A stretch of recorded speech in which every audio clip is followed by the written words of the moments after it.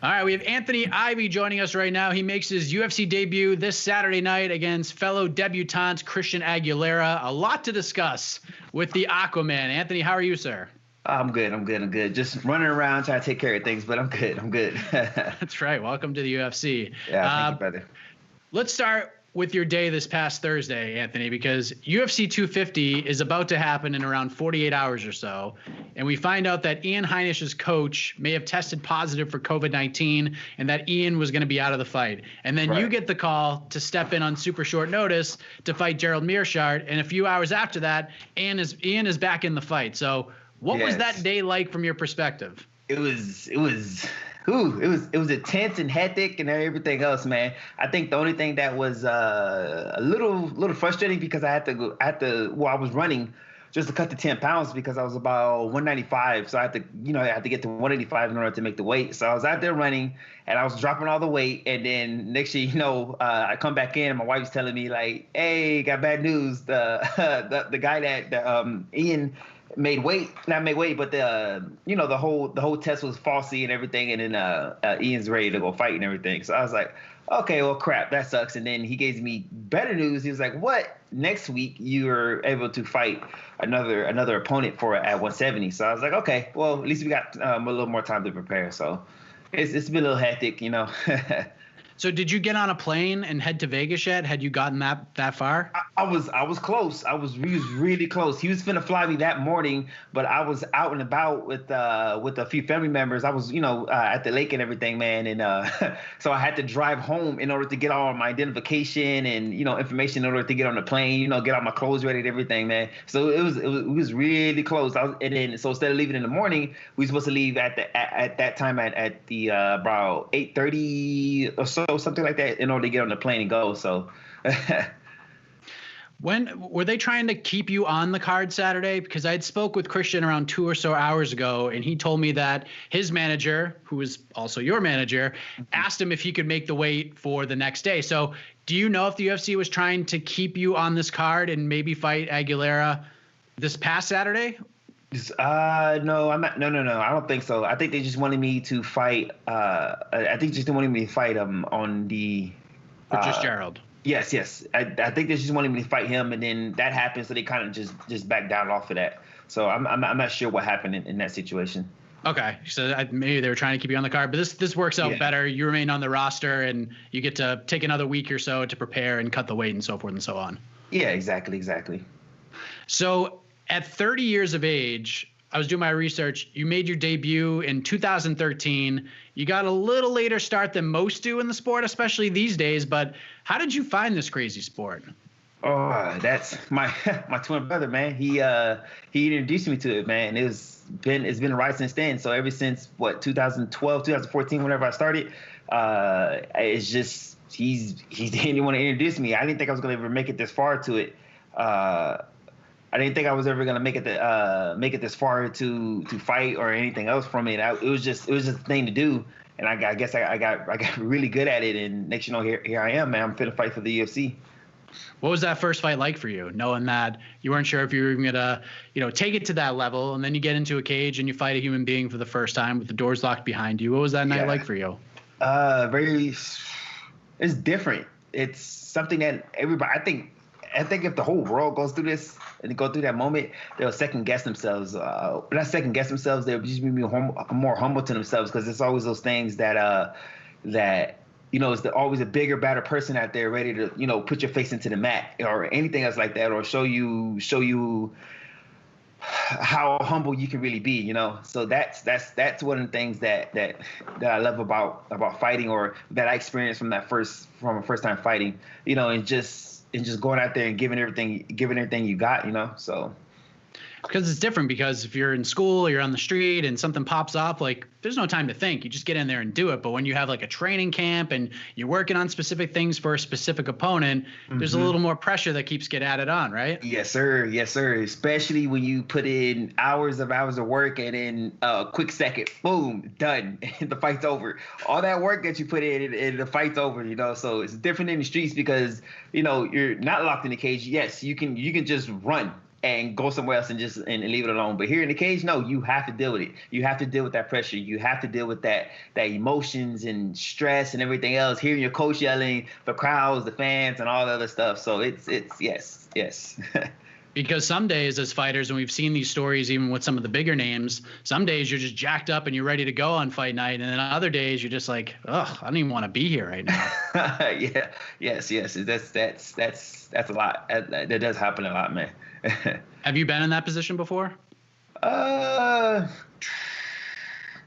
There's let's see, there was a Santos. When I fought Santos, I was feeling that way. I was feeling like, okay, I kind of don't want to be here because it was kind of rushed. But I think it's the main reason for it is because I didn't want to be there because I was so worried about my wife because she was pregnant with Ava.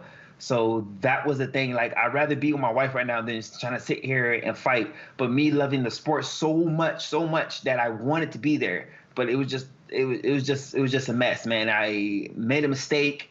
So I was fighting him. I was winning the whole entire first round, and I made a slight little mistake. It's just a little mistake, man. And he ended up catching he ended up taking my back and choking me. So, but hey, it happens, and that's just part of the fight game. So it's one of those lessons learned that if you feeling bad and you don't feel like being there, you don't need to fight because there's nothing good that's gonna come out of it, man. So. But yeah, so you fought all over the place. Bellator, LFA, even the now defunct RFA, which is kind of lumped in there. But you had a good stretch of fights for Fury FC, very popular promotion in Texas. And your last fight was a WXC on UFC Fight Pass. And you have not gone to the judges' scorecards in your entire career. So yes, sir. How would you describe your fighting style? Is it just like, is it kill or be killed, or do you kind of view it in a different way? Yeah, I say a little bit of that is kill to be killed, but I kind of don't want to kind of describe it as that because you never know, man. The guy can be. I mean, we're fighting. It's a sport, right? So we're out there trying to do our best, trying to finish each other. But in my eyes and everything I have to do, I train to go finish the guy. No matter what I got to do, and I don't ever want to leave it up to judges because you never know what's going to happen at the time.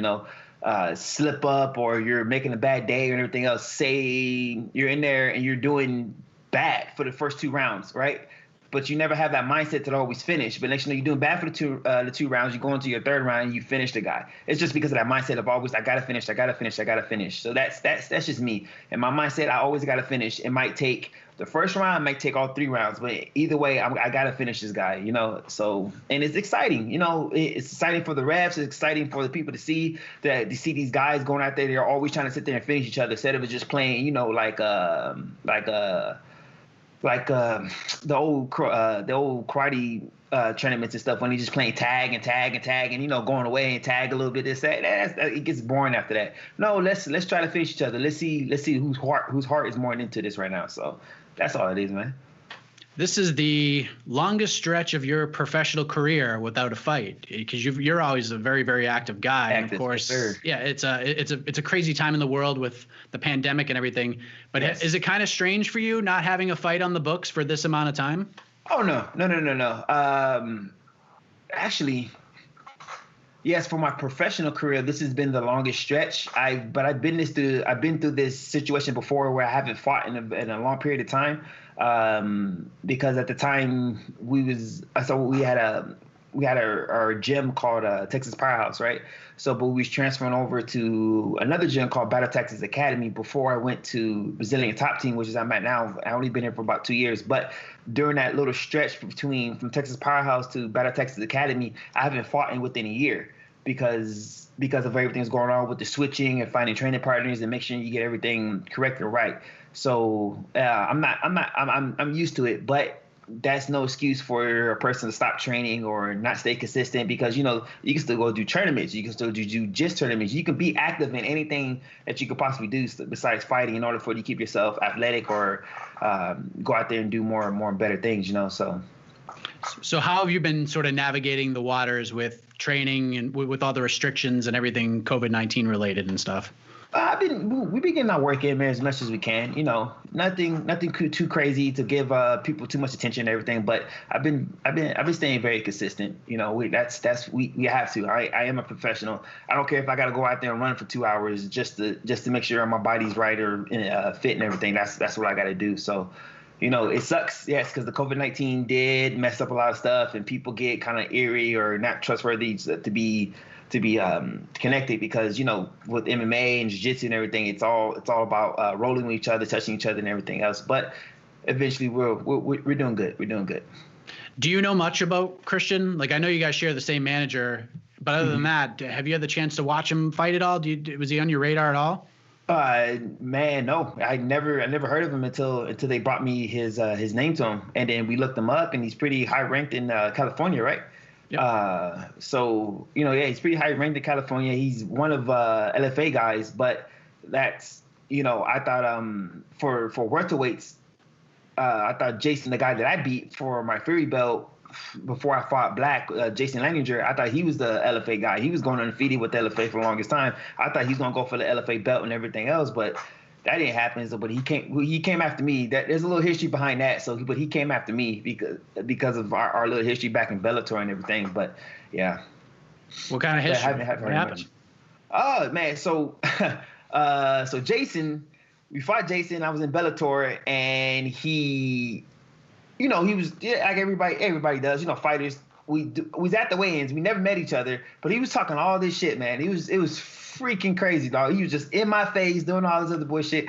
It's like, bro, you don't even know my middle name, and you're sitting there in my face thinking, you're just this hot shit, whatever, right? So I'm like, all right, man, we kind of blow it off, whatever. So we get into we fight. He goes for this throw. And when he goes for this throw, I landed on my shoulder really bad. So when I landed on my shoulder, it jacked me up a little bit. So when I was trying to stand up, literally in the fight, you can see me trying to go for these sweeps. And I'm consistently trying to go for these sweeps. And I can't get the sweeps because all the strength in my right shoulder just went away, man. So he goes for his thing that he always does. He goes for the darts. And then when he goes for the darts, he barely gets it in. And then when he gets it in, the only reason why I tapped because the pain was so excruciating, man. It started going all the way from my neck all the way up to the back of my head, man. And then I was like, I had no choice but to tap, man, because there was no point to it. It's my second fight in my whole entire career, so I was just gonna run with it from there, man. I was like, okay, you know what? This is it. I'm just at the time I was like, okay, I'm not ready for the big shows yet. So let me just go back, reboot everything, and see what I can do, right? So throughout the whole entire years, I've been doing successful. I lost one more fight, but after that, I started just grinding and keep going. So Eric, the promoter for Fury, messaged me one day, and he was like, hey, because I already won the belt twice, and he was like, hey, do you want to fight Jason? Oh yeah, send him the contract. Please send him the contract, because weeks before he sent that contract, Jason got on Facebook and was talking mess. Like he was calling me out. He's like, well, what you gonna do? He's calling me a pussy and all this other stuff. You don't want this smoke and all this other crazy shit, man. So me, I'm not paying no mind to that, bro. I took notifications off that comment feed in order for me not to see it, and I just left it alone from there. I was like, man, whenever the time happens, it's gonna happen. But I told Eric about that. Like, I want Jason just because of the fact that he's still running his mouth, thinking that I have not improved on anything, right? So we're going through this. This is what happened. So that happened, and then I had to fight his homeboy Aaron Reeves, because they was training partners. So I fought him because they assumed that Aaron's gonna beat me, take my belt, and then let Jason fight for somebody else and let Aaron fight for the 55 belt. Oh no, we're not doing that. So I knocked out Aaron actually in the second round, put him on his ass, finished him, and I walked across the cage, and Jason was right there, and I told him, you're next. I said, no more hiding, no more talking all this shit and everything else, man. You're next. Sign the contract. Eric's going to send it to you. You're next. And him. He had to show off and talk all this shit, whatever, right? Okay, bet. So he did that, right? And then Eric sends it out throughout the whole entire camp. There was nobody talking shit, none of that stuff. So we get to the weigh-ins. He does the same thing like he did the same thing at Bellator. He gets in my face, bro. But this time there is no, oh, I'm gonna back off and all the other bullshit. Nah, man, I literally, when he got in my face, I put my forehead on his nose and I pushed him backwards. Like, nah, man, this is not the time. This is not the same Anthony, the young Anthony that you fought before. This is a whole different person. So that happened, and then of course we fought the next day, and then I freaking demolished him. That was it. I just freaking demolished him, man. I just let him know, man.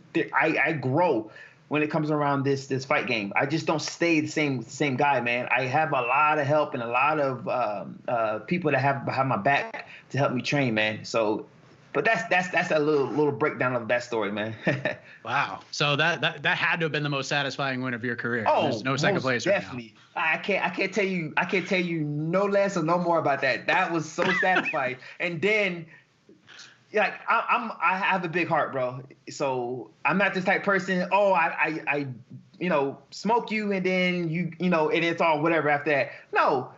He was injured, he hurt, and he was hurt, and then I asked his coaches if he wanted me to hold him up while they take the pictures and everything, just to show him, like, hey, man, there has to be respect here, bro. There's no shit talk. Even still today, man, I respect you, because you sat there and you fought me and everything else, man. That's all it takes. So, and then then literally like a month or two later, I fought Black. So that was good. That man's a beast. Yeah. That was an impressive win. That finish was insane. Are you and Jason cool now? Like, are we good? We should be. I mean, I haven't heard anything else from him. I haven't added on Facebook or any type of social media or anything. But hopefully down the road, man. Hopefully down the road, because we're. I mean, come on, man. We're adults here. We're not kids. I mean, this is not high school and everything, man. It's one of those little things. You fight, cool, dap it up, leave it alone. There you go. Heading into this fight on Saturday, do you like this? Like, short notice, same as your opponent, empty arena. You can just go in there and fight, man. Like, no overthinking. Chips fall where they may. No pressure. Just go in there and fight. Yeah. Oh, yes. I love it. Because in our profession, I'm pretty sure Christian can understand too as well. Yeah, it shouldn't take. You don't need 8 weeks to prepare for one person. If you need 8 weeks to prepare for one person, then you're doing something wrong. You should be training every day to fight anybody because of anything. And it's exciting, because there's no pressure for 8 weeks and it's then going in your head for 8 weeks to, like, oh, I gotta fight this guy, I gotta fight this guy, I gotta fight this guy. It's overs and overs and overs again. It's like it's happening. Let's get it done and let's go home. You know what I'm saying? So it's good. I like it. I like it sometimes, but I prefer the 8 weeks because it's you gradually go into it instead of just rushed in here. So. Yeah, so hopefully the next one we give you a proper training camp. But does this feel like a debut at all, like a UFC debut at all, with these circumstances? No fans, nothing like that. It's still. I'm pretty sure anybody be stoked about this. Everybody be very excited to fight for the UFC, but you can't do that sometimes, man. You gotta sit back and relax and just think it's another fight, man. That's all it is until you're done with your career. It's just another fight. That's it. So with that being said, what can you bring to what are you going to bring to the table on Saturday that even if Christian goes back and watches every second of every fight you've ever had heading into Saturday, that he's just not going to have an answer for? Man, like I say, I always say, man, it was because of the fact there's so short notice. I have to bring everything from the striking, from the wrestling, from the jiu-jitsu, everything. I'm bringing everything. So we'll see if he gives me a question, I'm gonna answer it. That's it, So that's the best thing I can have described this fight coming up. It should be the same way with him, man. It's just we're professionals. There's nothing that you can do in order to stop. Like, if you say I'm throwing a jab, boom, boom, boom, boom, right? And I'm really good at throwing a jab. But the question is, can you stop me from throwing a jab? That's where the fight comes in handy, So there's a lot of things that, like Black. He's known for his power behind his hand or everything else, and he still caught me. But it's just a question. Hey, I could have stopped it. He's just really good at doing it. So that's it, man. You just gotta go with it. So it sounds like you took a ton away from that fight with Black. Oh yes. What's the headline going to read on Saturday when this debut comes to an end? I'm curious what the headline's gonna say. I'm curious. I'm really curious, man. I don't know. That's a question. That's a good one. I've never been asked that. I think it's because of the whole UFC thing. I don't know. I'm curious of what the headline's gonna say. I really don't mind what it would say and everything, man. It is what it is. But I'm curious. I really am. As long as it says Anthony Ivy wins, ... and then whatever happens, the rest doesn't matter. As long as there's a picture of you getting your hand raised, that's all you care about. Yes, that's all I care about is the W. That's all I care about is the win. That's all I care about. But before we let you go, I want to ask you a couple things. One, did you work with Thunder Rosa ahead of her MMA debut? Yes, we did. She still works with us right now. But of course, because of the whole COVID-19 and everything, everything's been, here and there and everything. But yes, we're still working on her right now, and actually we're helping her prepare for her next fight. I'm not sure when is it, but it's supposed to be coming up soon for Combatas. So yes, we do train with her. We trained with her. Man, she's been coming to our gym before she even decided to fight for MMA. So yes, she's really good friend of ours. So. Yeah, I mean, she showed a lot of heart in that first fight. I mean, yes. It's not easy to get out there, especially when you have a name like that, to get out there and be vulnerable like that and get in a cage with another person when you've never done it before. Yes. She didn't get finished. She went the whole way, and she showed a lot of heart in that fight. That was the point. She made a statement. She said it. She said, like, I don't care if she has more experience than me. If I never fought in the cage, you're not going to finish me. That's it. That's going to finish me. That's all you need. That dog in you, that's all you need in this fight game. And we told her about that. And it's a blessing to have her, man. It really is, dude. Just seeing her grow so fast, it's amazing. It really is, so. I do want to ask you about this because, like you said, you have a very big heart and you're very positive and, very energetic. And I love all of those things. And what's going on in the country right now, it's just been a rough year for a lot of people. And the death of George Floyd in Minneapolis because of some police officers that just didn't live up to the oath that they gave to their communities and their cities.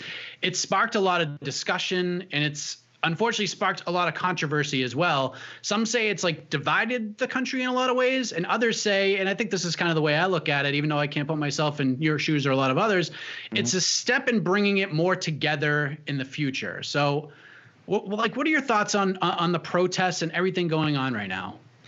Okay, so I'm gonna try to make this short. So protesting, there's nothing wrong with it. It's fine. So I'm saying this because myself and my twin brother, we actually work in the field where it's always happening because we're level 3 security guards and we work at Haven for Hope. So we're really attached to SAPD out here. So the whole protesting, it's fine. You go out there, you say your piece, you say what you have to do. But when you're out there rioting and you're destroying people's businesses and you're doing all this crazy shit just to prove a point, like, that's dumb, because now all you're doing is putting these other people at jeopardy because now they have to regrow the businesses because you're doing this. As a community, you shouldn't be doing all this. You just go out there, you protest and everything else. Look at Martin Luther King. He changed the world without even causing any damage. People took damage, but he didn't do anything. He didn't go out there and tell his people to go out there and, okay, destroy this business or bust these windows, or, okay, we're gonna fly to this city and destroy this city. He didn't do all that, man. So I honestly think that people, it's okay to protest. You go out there, you say what you have to say.